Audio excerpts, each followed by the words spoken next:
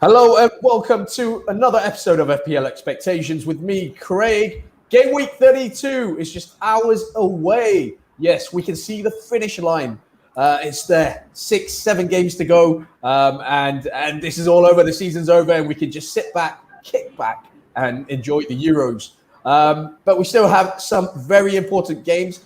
There's going to be a lot of ups and downs in terms of ORs, ranks, and there's still a lot of chips to play for some. But I'm never the only one doing this show. I always have two experts with me here. And by experts today, we have Joe FPL and Srini from All About FPL. Joe, how are you doing? Good. Busy week, but here I am going towards game week 32. Yes, we appreciate the time that you've taken out. I know how stressful and how busy work has been as everything kind of gets back to normal here in Malaysia. Srini, you're a busy man as well. Thank you for joining us as well. I know you dashed back from work, just about made it just in time. Thank you for that. I know it might have been a little bit inconvenient, but I hope you had a nice little 15-minute rest before you've jumped on here and done this FPL stream with us.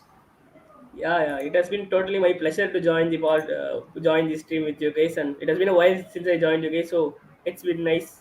Things are going good, and glad to be here back. Yes, always good to hear both of your expert opinions. Right, we're going to get straight into it. Game week 31 last week. Was it a disaster or was it smiles all around? We'll find out now. Joe, we're going to take a look at your team and see how you got on in game week 31. Talk us through your 56 points. Okay, I think because the game week started, we had Fulham and Wolves, and then Man City versus Leeds. Gundogan came in for 1 point. KDB didn't play, so it was pretty frustrating at the start. I was practically, probably throwing in my towel already by then. But then, Lingard and Iheanacho really saved the day. And then after that, at the end, all hopes were on Kane because my captain, KDB, didn't play. But he blanked. Quite a rare blank, but it's just pity, I guess. But overall, I had a small red arrow, which I didn't mind at all, considering the start that I had. And Brighton giving a clean sheet, that was really welcome. And then I remember before the game week, I had a dilemma between Areola and Martinez. And, I was thinking, Fulham definitely trying to give their all because this is a must-win game for them. And Martinez was playing against Liverpool. So, I was hoping at least Areola could outscore Martinez, but got stung again by Martinez, so there's no stopping this guy. So my Martinez, I think that so far in this season, whenever Martinez is on the bench, he still outscores my playing keeper. So, I mean, overall, happy with your points, or, were there transfers that you brought or transfers that you made that didn't really click? I mean, what were your transfers again for? I dropped Rafinha for Jota. So, didn't really work out. They both get same scores. But, I mean, I once again, I had high hopes for Alonso. But once again, he just didn't start. So is that a worrying thing for you? I mean, I know a lot of managers obviously invested heavily into that Chelsea defense, and it hasn't really paid off just yet, despite the fixtures being pretty good.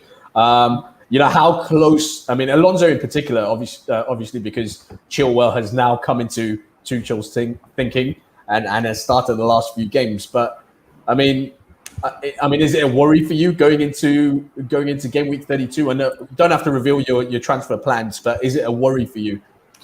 It is. It is definitely a worry.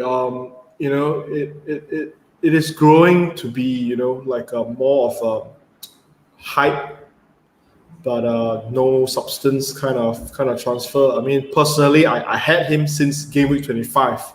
So if you look closely at my screen, ever since game week 25, he only gets 1.00, 8 points, 0, 3, and 0. Yeah. It's quite.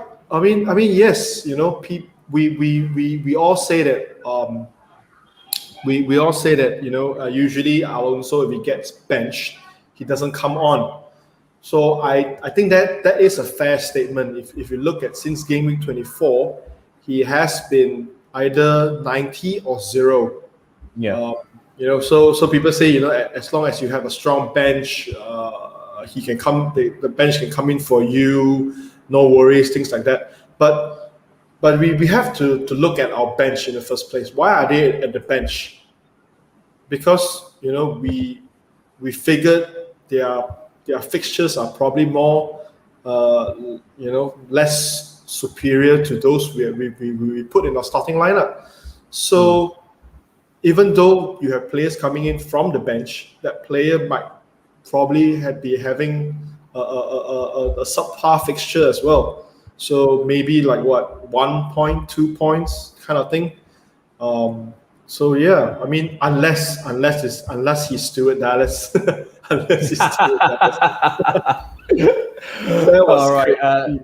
yeah, so that's your game week 31 team. I mean, 36 points. Obviously, a few transfers that have not worked out for you.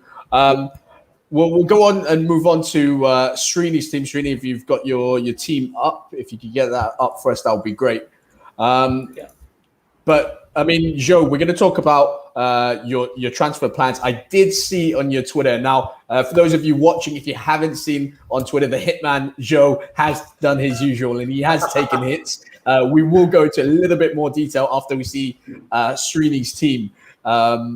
But yeah, I can't wait to hear what you've done, Joe. And for those of you who are watching and haven't seen his tweets, well, you're in for quite a show, really. But Srini, not too far off Joe's score, actually, 53 points. Talk us through this team.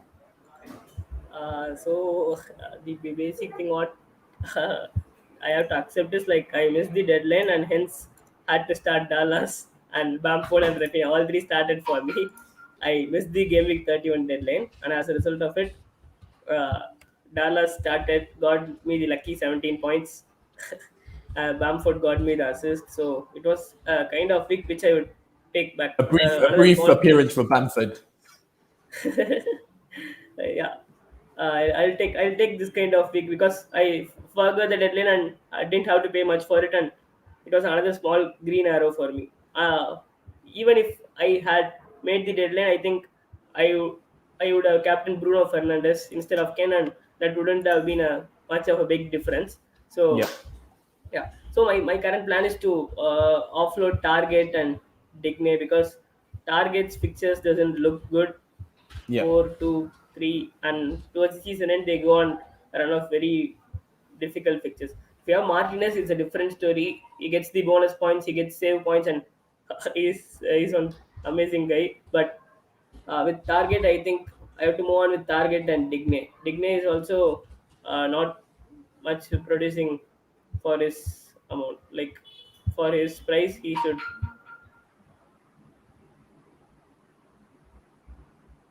the coming weeks.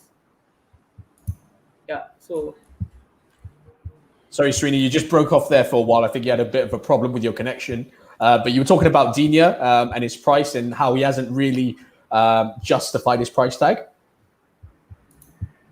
Yeah. I'm trying to move on from the.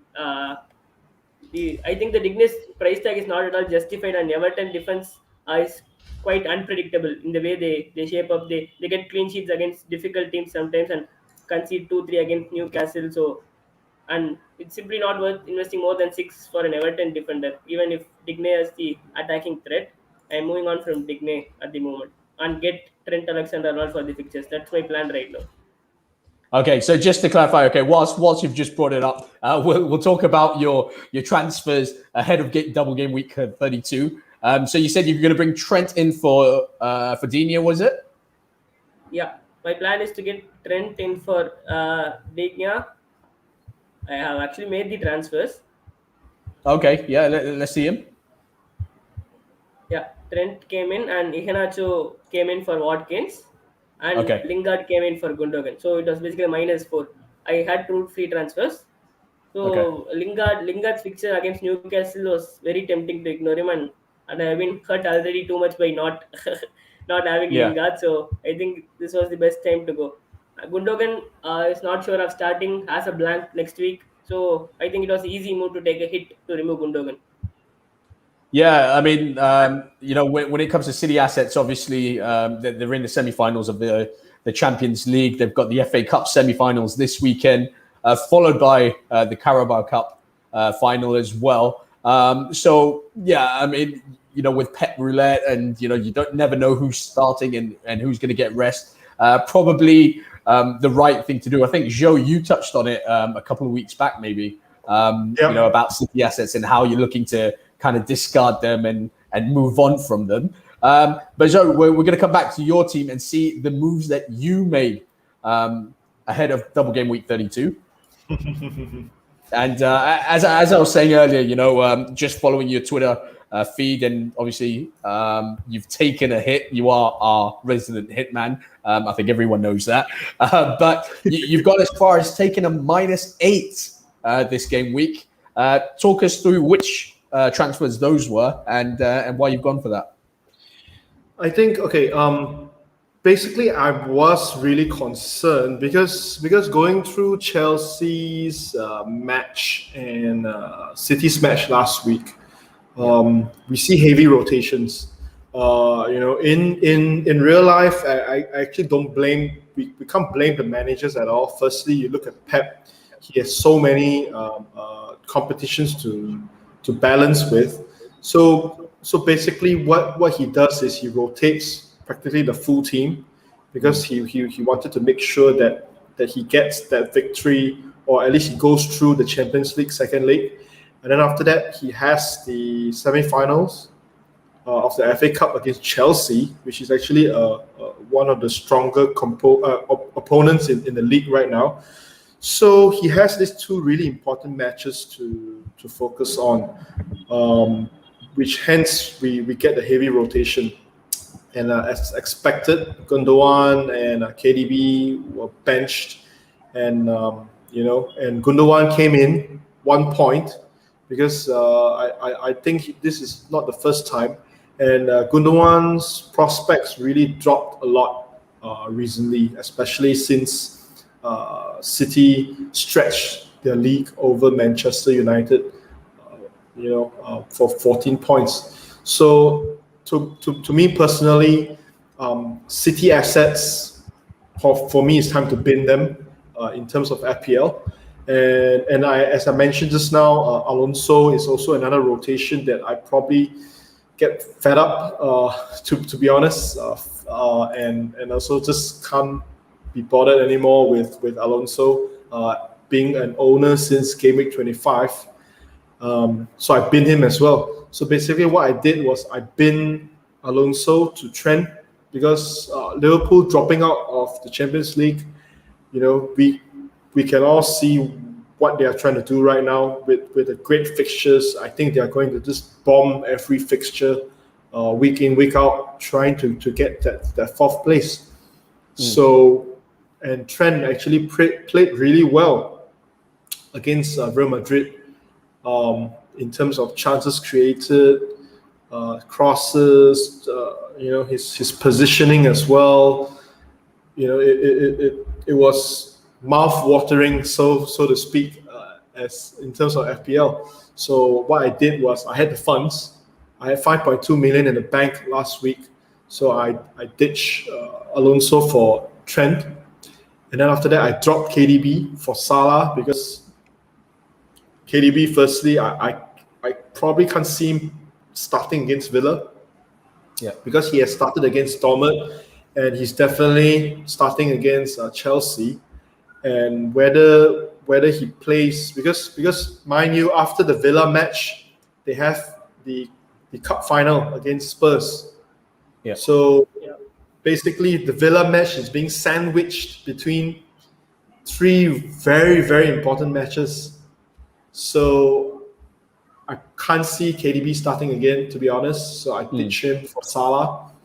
And then initially I benched Gundogan and played Bamford initially. But I don't know. It's just a gut feeling. It's not that I have the stats to back the second hit I took. I just I didn't want to see Gundogan in my team at all. So I just dropped him, and then realizing Lucas Moura is actually only 6.6 million. So cheap, So I brought him in. In place of a Gundogan. So this is my final team. Okay, we're gonna go straight into the next bit of it, which players to target for double game week 32. Now, I think we can both, or all three of us, agree that Kane and Son, kind of has to be in everyone's team going into this double game week. But Joe, I'm going to come to you, and you've obviously also picked. You've added to that, and you've gone with Lucas Moura. Now Moura obviously got an assist last week, but how nailed on is he going into these two games that Spurs have? Looking up at the history, Lucas Moura has actually played a lot for the last, I think, let's see, 9, 1, 2, 3, 4, 5, 6, 7, 8, 9, 10. For in the past 10 game weeks, I think he started in 9 of them. And actually, he is getting a little bit of a streak right here. If you can see my arrow, probably not. I'm not sure whether you can see my arrow. He had 3 returns in the last 4 game weeks. It's only an assist, but I mean he has the capability to score as well. And to be honest, if you watch how Spurs play, Lamela is really, I don't know, I really dislike him in the team. I feel that he really drags the team down in terms, especially in the counter attack. He's just so slow in making decisions. He's good with the ball. He can dribble. He can carry the ball. But when he actually has to make that killer final touch or a pass, he just seems so clueless. So to be honest, I really hope he doesn't start anymore, and Lucas Moura starts instead. And Gareth Bale, to be honest, I'm not sure how, ever since he made that comment on his trip. His move. Real. Yeah, he's going back to Real. He's moved to Spurs. So basically, he's just trying to say that his move to Spurs is just like a warm up, trying to revive his career, so to speak.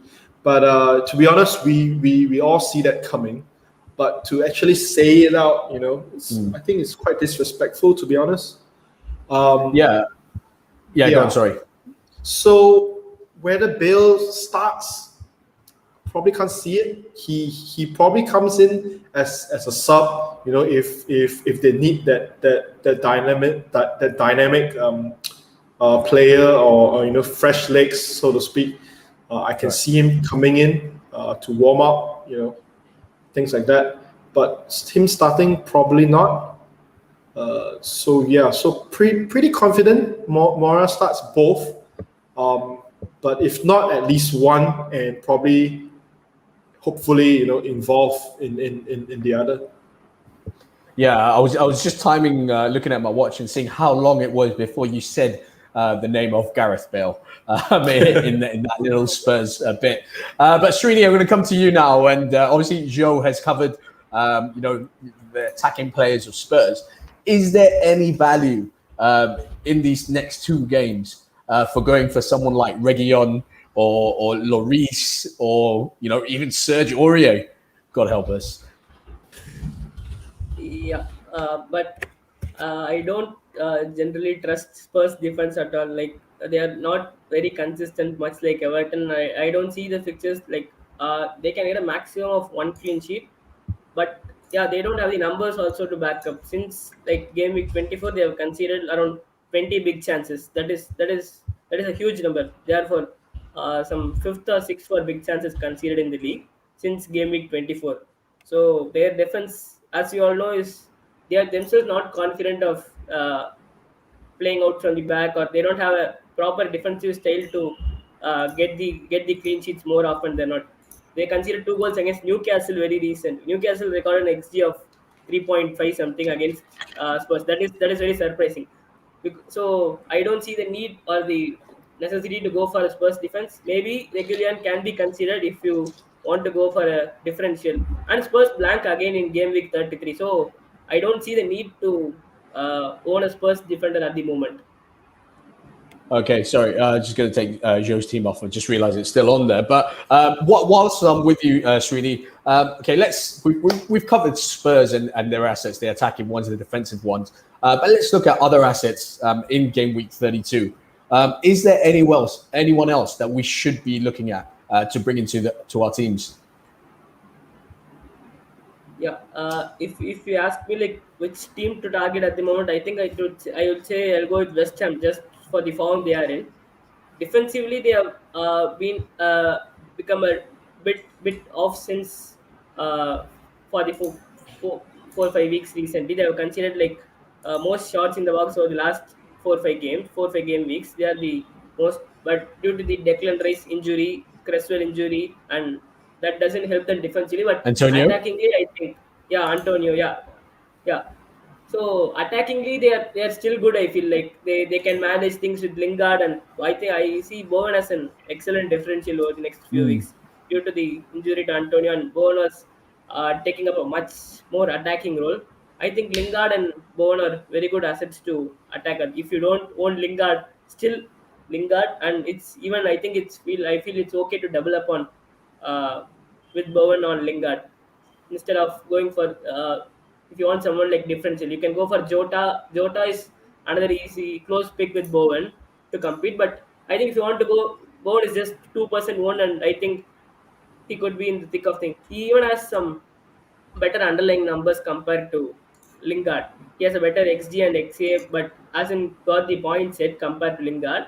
But I think he should soon cover up for the numbers and get the points. All right, nicely said. Joe, Srini mentioned, getting those West Ham assets in and Yep. possible double up with Lingard and Bowen. What about Chelsea, though? I watched them last week against Crystal Palace, and I thought that Kai Havertz put in arguably his best performance in a Chelsea jersey. I thought Pulisic was good.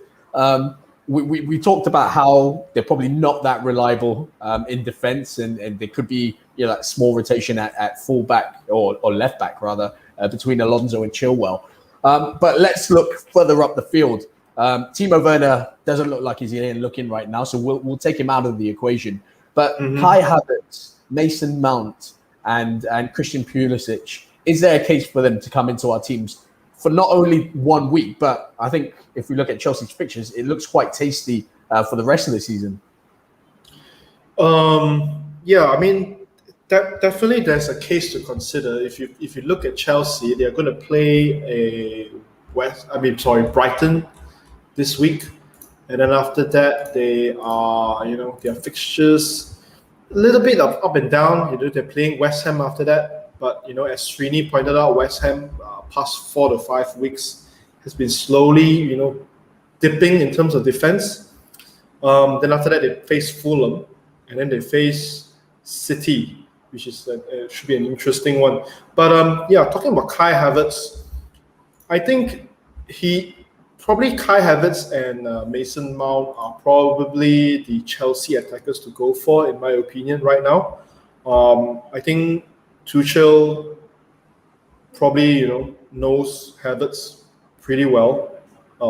Looks like he knows him better than Lampard, to be honest. But yeah, I think Havertz. We all know what he can do in Bayer Leverkusen.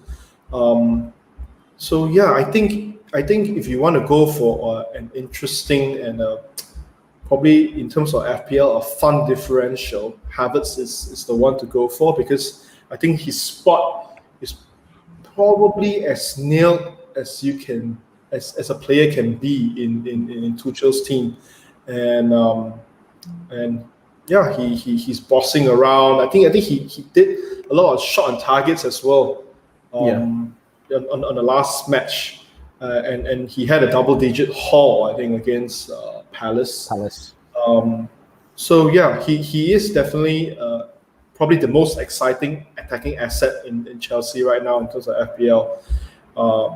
As always, Mount is involved in every attack, but he does get some odd benchings here and there, But for me, I would probably consider Chelsea after this game week.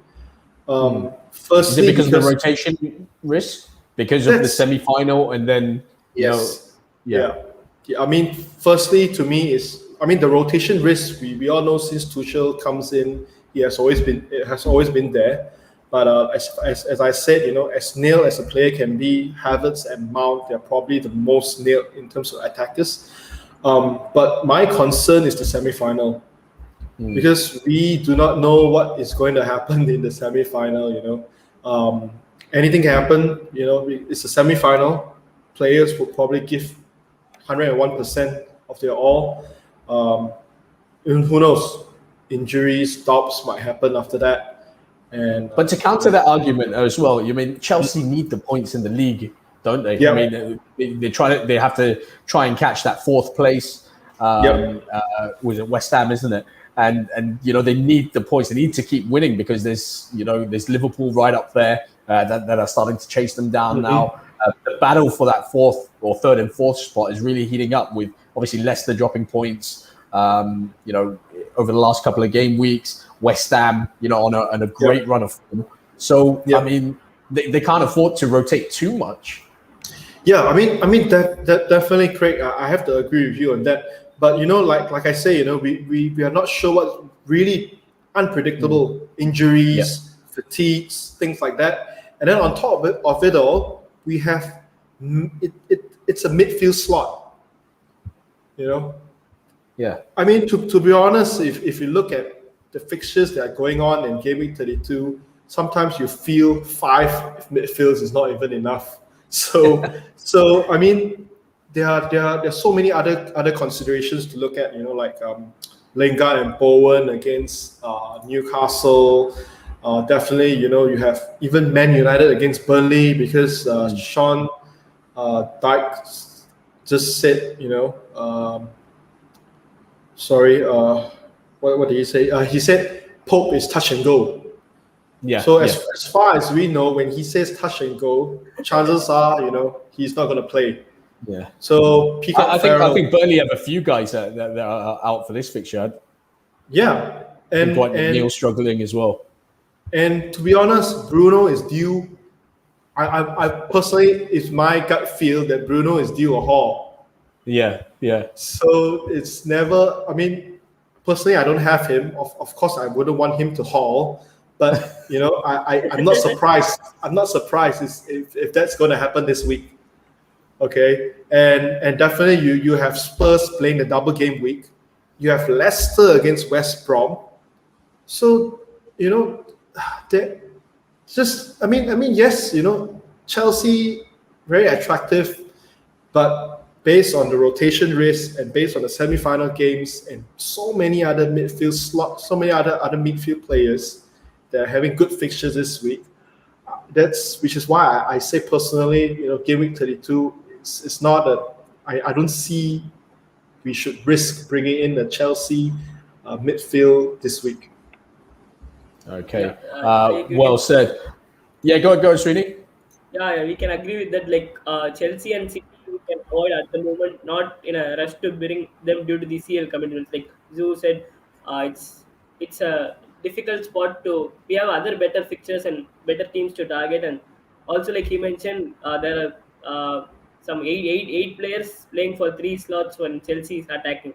Like they have 3 strikers, and then Havertz, Pulisic, Ziyech, and Hudson Odoi may get the game, and he's also, even though they want the 4th spot in Premier League, I think he's also a good player to play. Not like he's not some.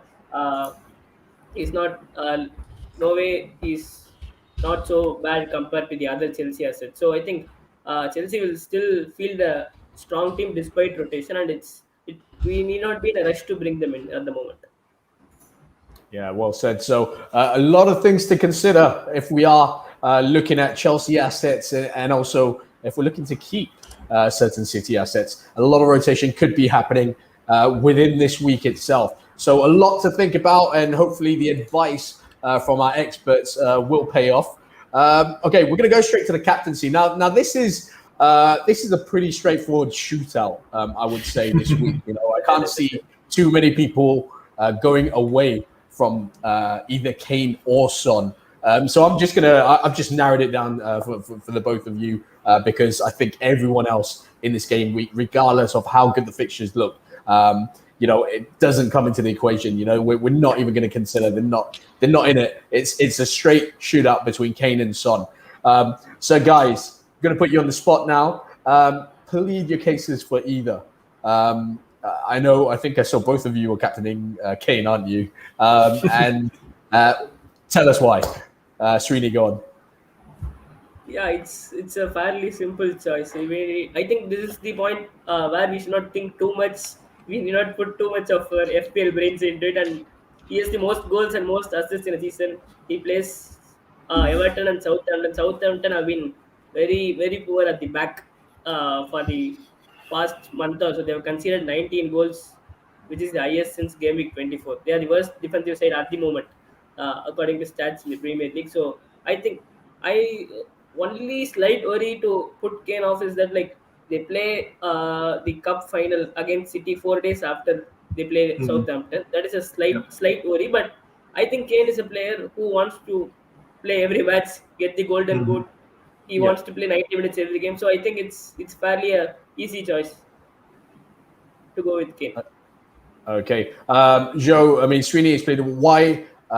Srini has explained why he's gone with Kane. I'm going to ask you exactly the same question, but also why we could maybe look at Son. And I heard Lens on Net That Hall yesterday. Yeah. And I mean, it was funny because he convinced himself, he told all of us that he was going to put the armband on Kane. But then again, he pleaded a fairly good case for Son, which, guys, if you are watching and if there's time after this stream, do go out and check it. FPL Lens on Net That Hall. But he pleaded a very good case for Son Heung-min. Now, it did get me thinking. But then, I just don't think I have the balls to do it, really, to be quite frank. And I think the penalties will be decisive for me because Kane would be on that. But Joe, back over to you. Why Kane, and why should we be maybe thinking about Son? Okay, I think personally, Srini has summarized in terms of stats why Kane should be the one to go for. For me personally, it's more of FOMO kind of thing. Yeah. Kane Follow the herd. I think he would definitely break the effective ownership chart, which is actually quite a pity. Like for example, just to put things in context, if his effective ownership goes over 200%, that means for those who are on captain, every point on captain, every point Kane scores, we will drop in rank. That's quite depressing, to be honest. But that's why we should be going Son. If you look at Son, the last time he played against Southampton, he had 24 points in one game. 24. He scored 4 goals. And I think I remember watching the highlights, or if not the match itself, on game week 2. It was, because Southampton was playing such a high line, such a high back line. And but if you look at Kane on that match, he wasn't too shabby. But he dropped quite a bit in that match, didn't he? And he was laying it on a plate for Son almost. Yeah, I mean, he once he gets the ball, he just lobs, and he got 21 points. So actually, Kane it's not too shabby. So which is why I feel that besides FOMO, chances are Kane being involved each time Spurs score, is pretty high. Like what Srini put up just now. I think he's currently the leading goal scorer, and he also is the current leading assist. How crazy is that? Yeah. So I don't think I think this is probably the first time, if I'm not mistaken, that we see Kane. I couldn't remember someone being leading for both goals and assists at the same time. I couldn't remember someone. Yeah, exactly. That's my point. Like I think I don't remember the last time Kane boss the goal and the assist charts by this much. So which is why and Kane is on penalties as well. And I think FPL banger Silva mentioned on Twitter that Southampton probably gives away penalties as well, if I'm not mistaken. So yeah, probably that's why my armband is also on Kane. Okay. Now we've covered the captaincy. Obviously, both you boys are going with Kane. Let's talk chips and let's talk triple captain now. Is this the right week to play it and put your faith in a Spurs asset, be it Son or Kane, or should we be waiting for further down the line and for fixtures to be? I think there's another potential game week, isn't there? Double game week.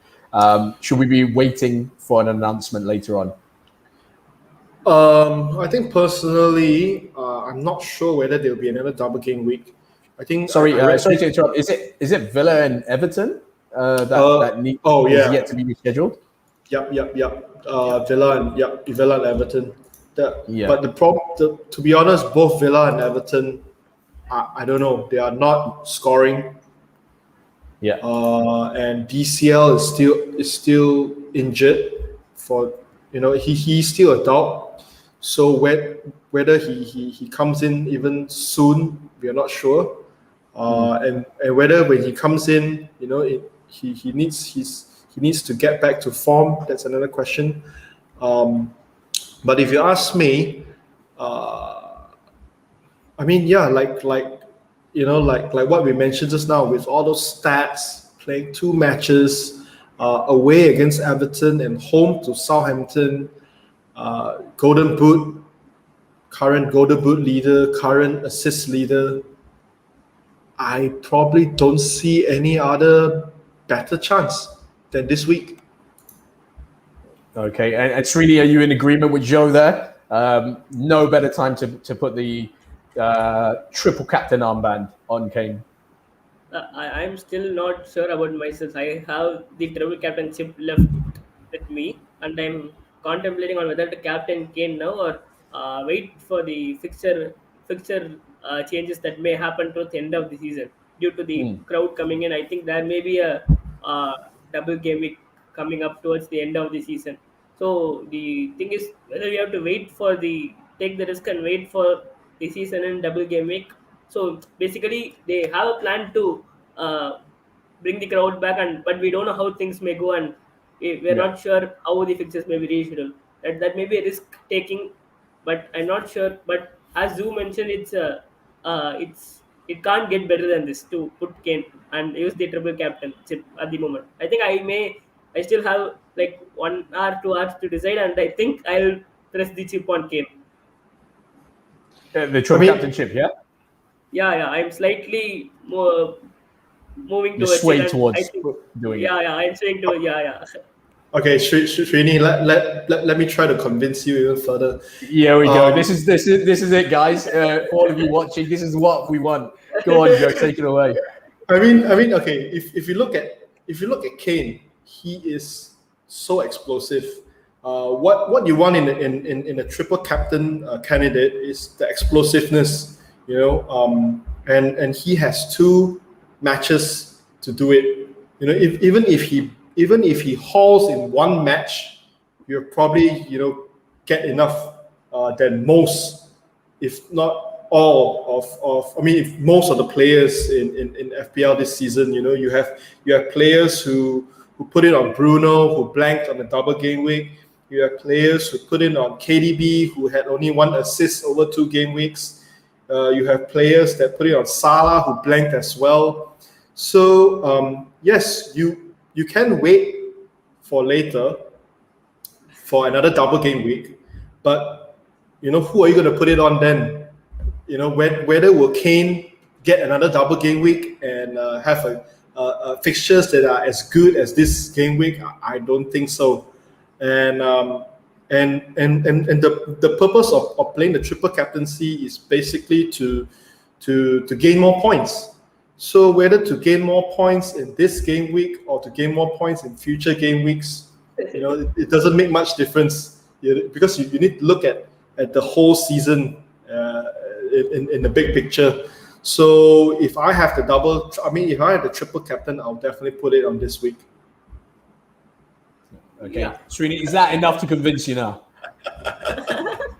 I think I'm convinced, but I'm just curious to think on a Son triple captain, which may have a big upside. Like it's a differential option to go, because people are captaining Kane and triple captaining. So, but I think as I already mentioned, I think I'm overthinking too much, and I think I'll go with Zoo.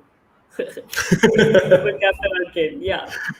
Okay, you heard it here first, guys. Whoever's watching, Srini from All About FPL is triple captaining Kane for this week after much convincing from Joe. Guys, okay, we're going to go to questions from the community now. I've seen a lot of comments build up in that section. I haven't managed to click on it, but we're going to give this a quick run through. Thank you once again for everyone for watching FPL Expectations. Always a pleasure to have you with us.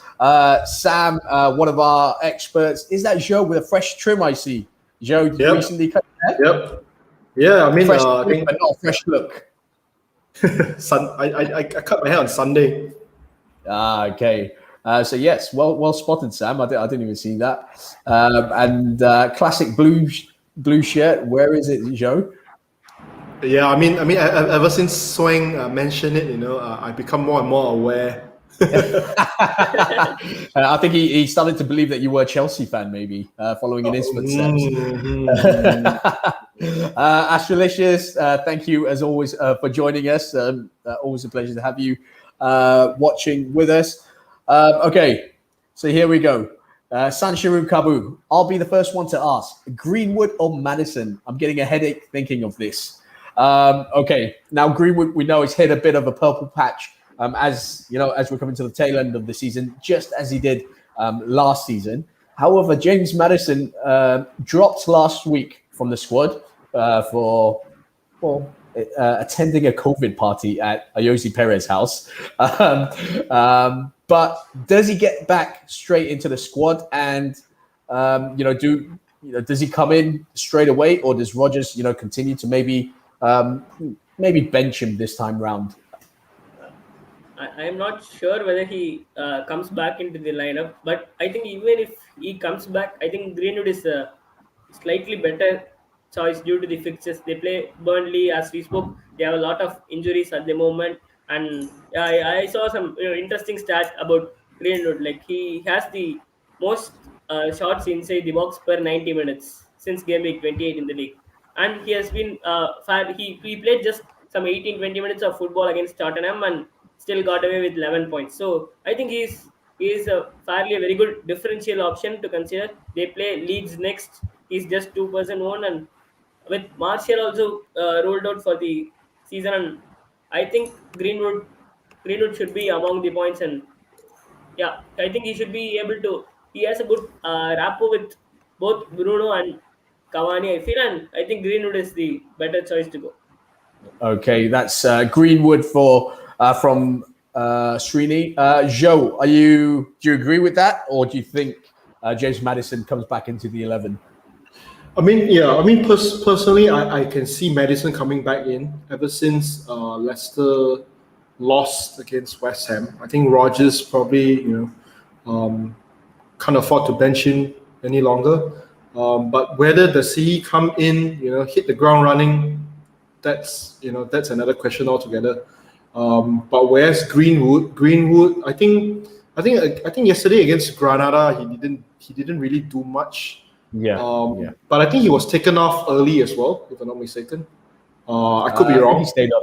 I think he stayed on. Okay. Yeah.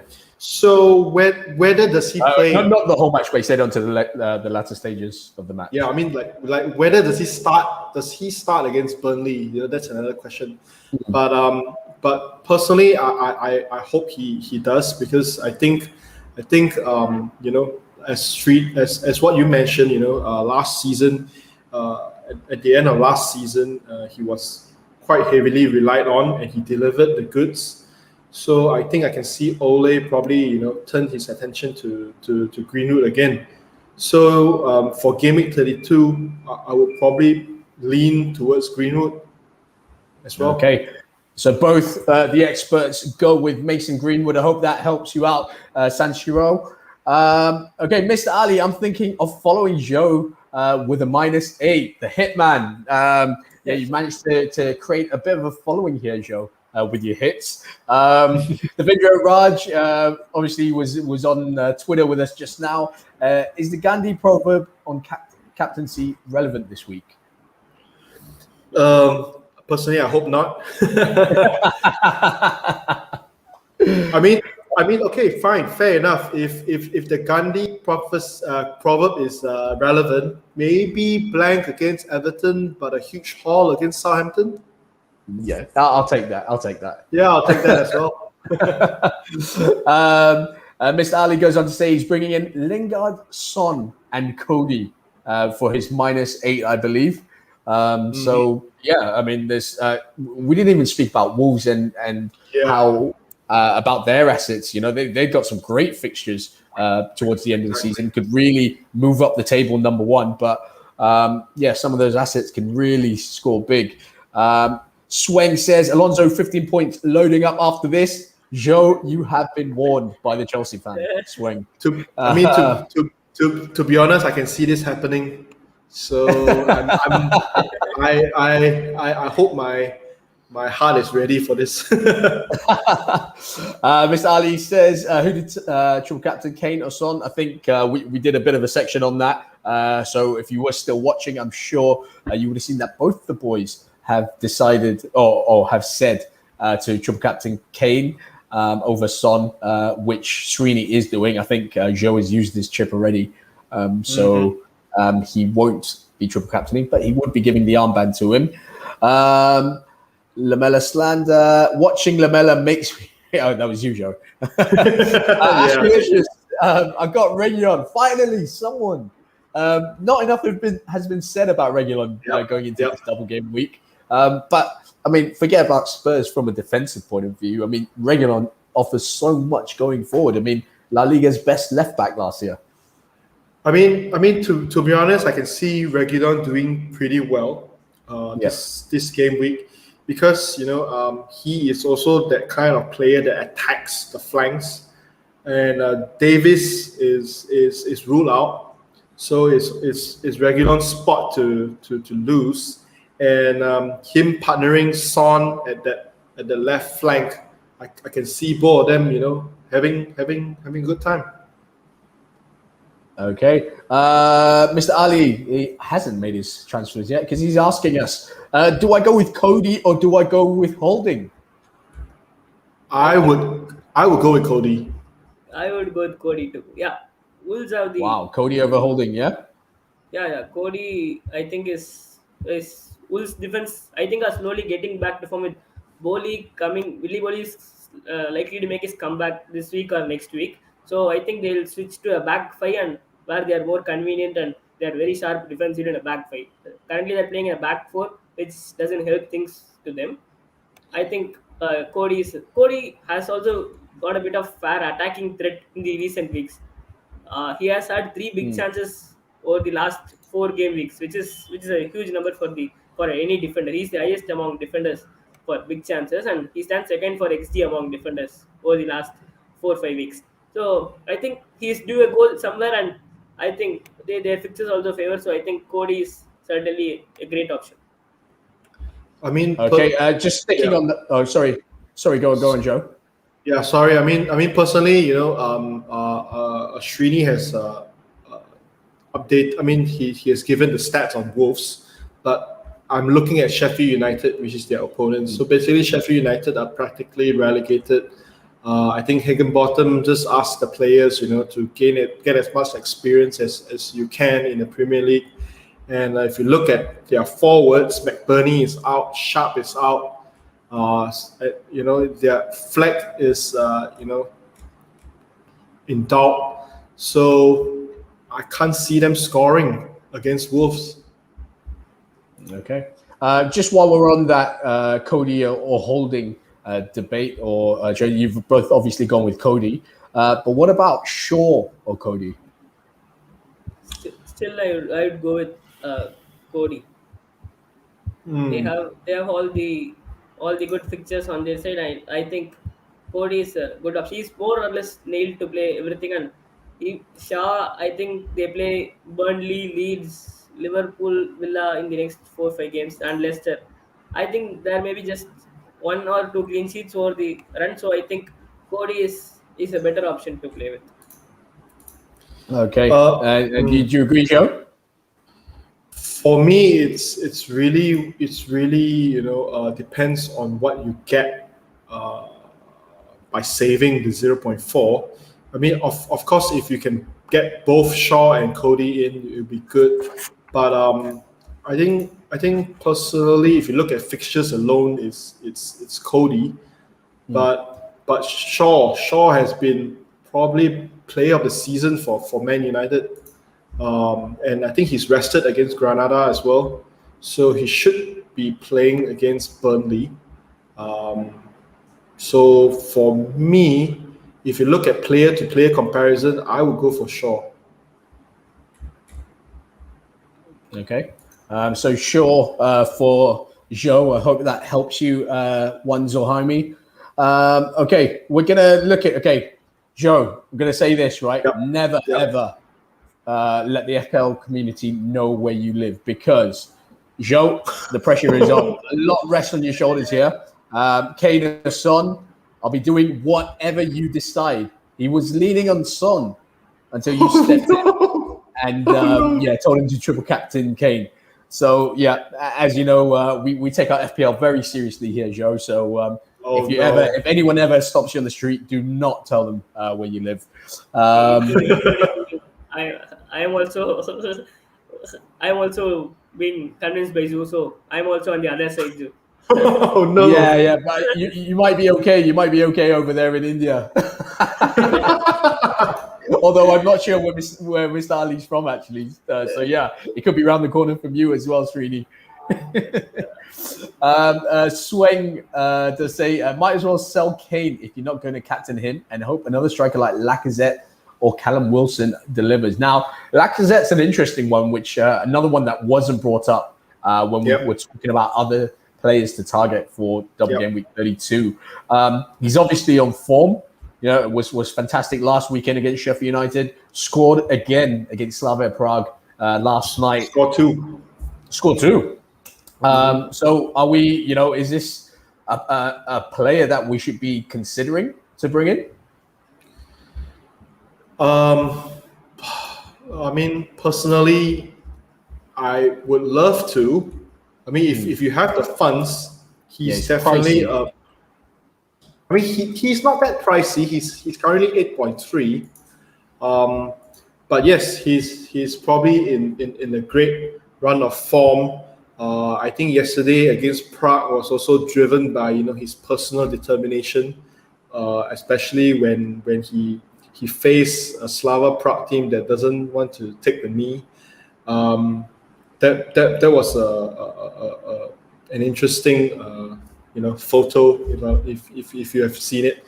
But with Aubameyang out with malaria, who knows how long it's going to be out, and sometimes malaria can be pretty serious. And I can see Lacazette continuing his run of form. at least, if not until the end of the season. Okay, so maybe someone to consider, especially with Kane not playing next week. All right, talking about hits, Joe, I'm going to stick with you on this one because is it worth the -8 to get Shaw? Or who should I get rid of? Rudiger, Alonso, Cancelo, Kufal, and Target, or just maintain?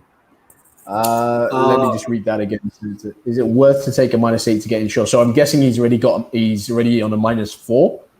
And then he wants to make another transfer to bring in Shaw. But who should he get rid of? Rudiger, Alonso, Cancelo, Kufal, and Target. It's 2 Chelsea defenders there. I think personally, I probably wouldn't, because if you look at his back line, Rudiger, Alonso, Cancelo, Kufal, and Target is playing against Man City. Kufal is playing against Newcastle, so I think he should put Kufal at the starting lineup. You have Rudiger, Alonso, and Cancelo for the next 2. So will Cancelo play? I think he didn't play against Dortmund, but I think he will. He didn't play the Champions League game, so I think Cancelo will play this week against Villa. I think he's more likely to play.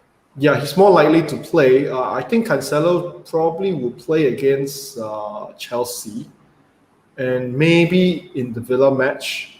I think Rudiger will also play, so at least you have some cover there if you don't get Shaw. Whether to take a hit to bring in Shaw, I probably wouldn't do it. I would probably do Cancelo to Shaw next week instead when he blanks. Yeah, hits for defenders are generally not very much advisable, and -8 is too much to get Shaw. All right. So yes, probably not worth to take a -8 to get Shaw in one Zohelmi, but yeah, I mean, if you're really feeling it, why not? Mr. Ali is a lot more relaxed about his triple captain on Kane, thanks to you guys. No comments there from me. I wonder if he's going to feel the same by next Thursday or Friday or whenever the match is. Yes, if you want to get in touch with Joe, his Twitter handle, so you can obviously give him some abuse there. Not too much though. Be nice. He's spared some of his time and his wisdom. Okay. Is it worth doing the hokey pokey with Son and Bruno over the next few game weeks? Son in 32, Bruno 33, Son in 34. Now this was also another thing that came out in yesterday's Net That Whole show. We didn't know if it was hokey pokey, hokey cokey, whichever you want to call it. But basically, should we be flipping through these assets? In this particular case, it's Son and Bruno. So Son in 32, Bruno 33, Son in 34. Srini.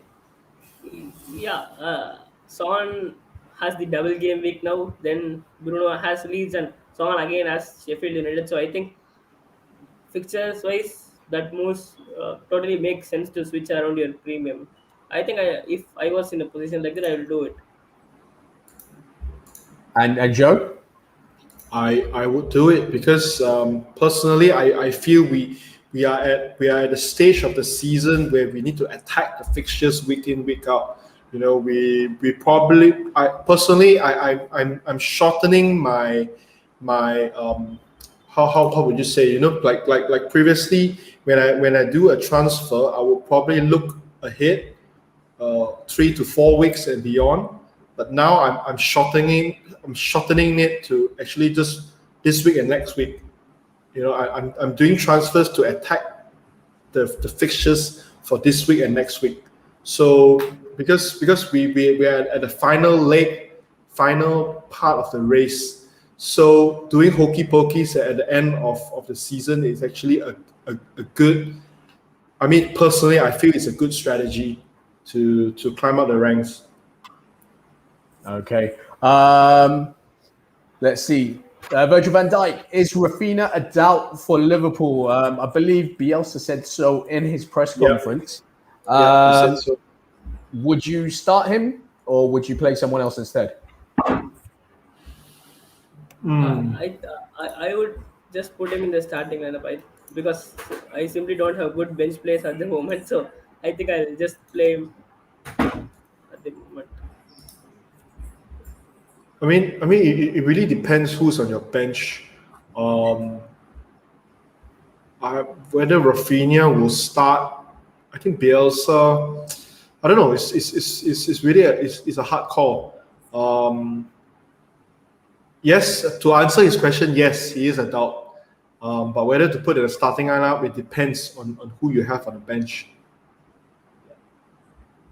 Okay.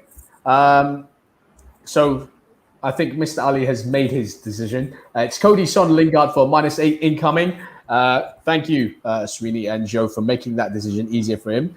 And Swain, Lingard versus Newcastle or Greenwood versus Burnley. Both great fixtures for both those players. Boys, on the spot now. Last question for tonight to end the night. Oh man, this is tough. Both are equally good options considering the fixtures they have. But I think Lingard is on current form is too tough to ignore at the moment.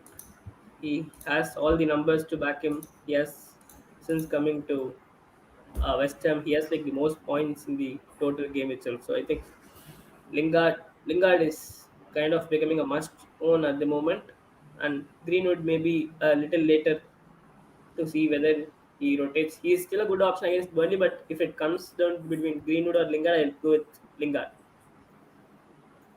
Joe, you in agreement there? For me, it depends, because Lingard has been a double-digit thing for the past 3 game weeks. I don't know. I just somehow get a gut feeling that he probably will break that streak. Probably he will only get like maybe one return or maybe none. And Lingard, I think if we get the deadline later on, we will see. I think his ownership is really high as compared to Greenwood. Greenwood probably like only 2% or more, or probably like at most 5% after the deadline. So if you're chasing, I would go for Greenwood. But if you are probably just trying to semi-protect your rank, then probably go for Lingard. Okay. Okay, just before we end the show, Mr. Ali, I started FPL Foresight on Twitter this year. Give me a follow, boys. I'll definitely give you an update with Triple Captain soon. All right, so if you are watching, do go and follow FPL Foresight. I will check it out personally and see all the good that you've been doing on Twitter. We're also a new FPL platform as well. So we got great experts here. So thanks for watching, Mr. Ali, and we'll definitely support you in return. Boys, thank you. It's been a pleasure. It's late one. Joe, I think I'm just 3 minutes over the supposed time I said for you. So I think no worries, guys. Yeah, around this in just over an hour. But boys, thank you so much for doing this late night one ahead of this double game week 32. I'm sure the FPL community does appreciate it. Joey, thank you so much. No worries, great. Always a pleasure. And Srini, good to have you back on after such a long time. Thank you for giving us all the tips and advice as well. I think you're on mute. You're on mute. Yeah. There we go. Yeah. It has been nice. Like, it has been a while since I have interacted with you guys. It was very good interaction. And thanks to Zoo again for convincing me on triple captain. Don't thank him just yet. Yeah. Thanks, boys. Have a good weekend ahead, and all the best for double game week 32. And thank you to everyone that has watched this stream here on FPL Expectations. Thank you. If you're not already subscribing to us, please do click that subscribe button down below. If you like this stream, do give us a like, and do follow us on Twitter. If you're not already, it's at FPL Expectations. Do follow the pundits for today. It's at Joe FPL, and Srini is on the shared account at All About FPL, and do follow me at Craig Moraes 11. We wish you all the best for double game week 32, and may the FPL gods be with you. Have a great weekend.